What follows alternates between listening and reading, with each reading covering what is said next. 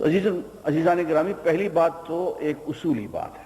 دوسری بات، اب دیکھیں حضور کے زمانے میں ایک صحابی تھے غیلان بن اسلم ثقفی، ان کی 10 بیویاں تھیں، آپ نے ان کو حکم دیا کہ 6 بیویوں کو طلاق دے دو۔ اب کتنا سخت حکم ہے یہ، لیکن ان کو یہ کرنا پڑا۔ تو اسلام نے پابندی عائد کی ہے۔ دوسری بات، حضور اکرم صلی اللہ علیہ وسلم نے سب سے پہلی شادی حضرت خدیجہ سے کی ہے۔ حضرت خدیجہ کی عمر 40 برس تھی، حضور کی عمر 25 برس تھی، 15 برس کی عمر کا فرق، اور سیدہ خدیجہ 65 سال کی عمر میں فوت ہوئی۔ 65 سال تک جب تک کہ سیدہ خدیجہ زندہ رہیں، آپ نے دوسری شادی نہیں کی۔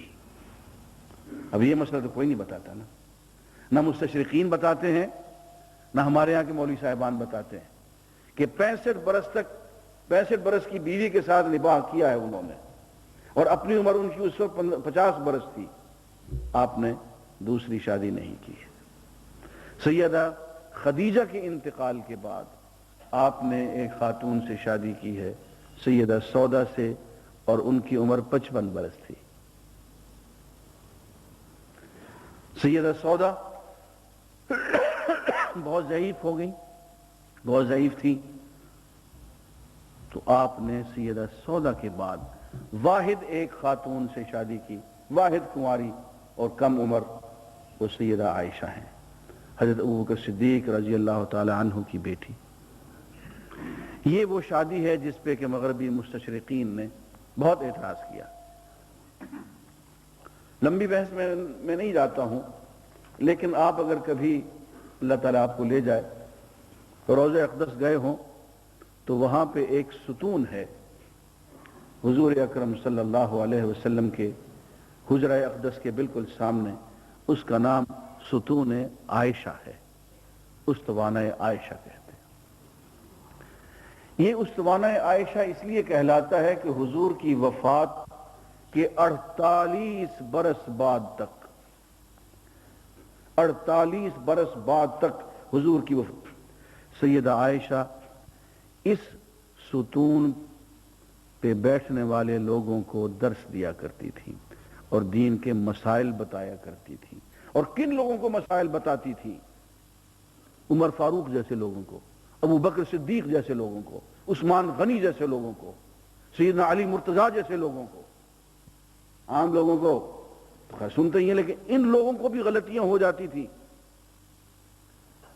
اور حضرت امام جلال الدین سیوطی نے تو پوری ایک کتاب لکھی ہے کہ سیدہ عائشہ نے بڑے بڑے صحابہ کی کون کون سی غلطیوں کی نشاندہی کی اور ان کی اصلاح کی، اور ان بڑے بڑے صحابہ میں ابو بکر صدیق بھی ہیں، عمر فاروق بھی ہیں، اس لیے کہ سیدہ عائشہ رضی اللہ تعالی عنہا نے نبوت کے بعد حضور اکرم صلی اللہ علیہ وسلم کی سب سے زیادہ صحبت اٹھائی، کسی اور بیوی نے اتنی صحبت نہیں اٹھائی۔ یہی بات ہے کہ حضرت مولانا عطا اللہ شاہ بخاری رحمۃ اللہ علیہ بہت خوبصورت ایک بات کہا کرتے تھے۔ کسی نے ان سے پوچھا کہ سیدہ خدیجہ اور سیدہ عائشہ ان دونوں کے مقام میں کیا فرق ہے، تو وہ کہا کرتے تھے خدیجہ جو ہیں وہ زوجہ محمد ہیں اور عائشہ زوجہ رسول اللہ ہیں۔ سیدہ خدیجہ نے جو وقت گزارا ہے حضور کے ساتھ، وہ اس وقت جب حضور تاجر تھے، نبوت کا اعلان نہیں فرمایا تھا۔ نبوت کے اعلان کے تو 6 سال بعد سیدہ خدیجہ فوت ہو گئی، 6-7 سال بعد۔ لیکن سیدہ عائشہ نے حضور کے ساتھ وقت گزارا ہے اور مسائل کو سمجھا ہے، اور فقہاء اس بات پہ متفق ہیں کہ اسلامی فقہ کا 1/4 حصہ صرف سیدہ عائشہ کے راستے سے آیا ہے۔ اب ان باتوں پہ غور کریں تو پتہ چلتا ہے کہ ہاں ایک ایسی خاتون سے بھی شادی کی ضرورت تھی جو حضور کی وفات کے بعد نصف صدی تک حضور کی نمائندگی کرتے رہے اور خواتین میں بھی کام کرتی رہے۔ سیدہ عائشہ کے بعد اور خواتین سے، کئی خواتین سے رشتے حضور کے ہوئے ہیں، لیکن میں صرف تیزی سے بتا دیتا ہوں، تفصیل کتاب میں پڑھ لیجئے گا کہ ان رشتوں کی دینی مصلحتیں ہیں، تبلیغی مصلحتیں ہیں، معاشرتی مصلحتیں ہیں، سیاسی مصلحتیں ہیں۔ مثلا آپ نے دیکھا کہ قریش چین نہیں لینے دے رہے تھے، جنگ بدر ہوئی، غزوہ احد ہوا، غزوہ احزاب ہوا، حملے پہ حملہ کرتے چلے جا رہے ہیں۔ غزوہ احزاب کے بعد حضور صلی اللہ علیہ وسلم نے قریش کا جو سبع سالار ہے ابو سفیان، اس کی بیٹی رملہ بنت سفیان سے شادی کر لی۔ اس کے بعد قریش کوئی حملہ آور ہوتے ہوئے نظر نہیں آتا۔ اس کے بعد سارے دم خم ختم ہو گئے۔ جس کا نام ام حبیبہ ہے اور رملہ بنت سفیان تھی، انہوں نے اسلام بھی قبول کیا اور حضور سے شادی بھی کی، اور اس شادی سے حیرت یہ ہے کہ ابو سفیان کو خوشی ہوئی، دشمنی کے باوجود خوشی ہوئی، اور اس نے ایک تاریخی جملہ کہا کہ هو الفحل لا یجدع انفہ، یہ تو وہ شخص ہے کہ اس کو نیچا نہیں دکھایا جا سکتا، میری بیٹی سے شادی اس نے کر لی ہے تو ٹھیک ہو گیا۔